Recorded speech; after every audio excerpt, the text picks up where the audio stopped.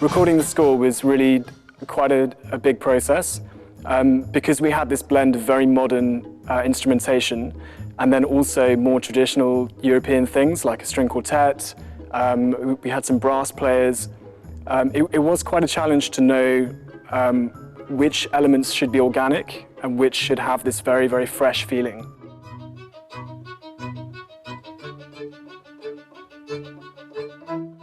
There are some really amazing musicians here, and I think as a foreigner I was even more concerned that we use this local talent.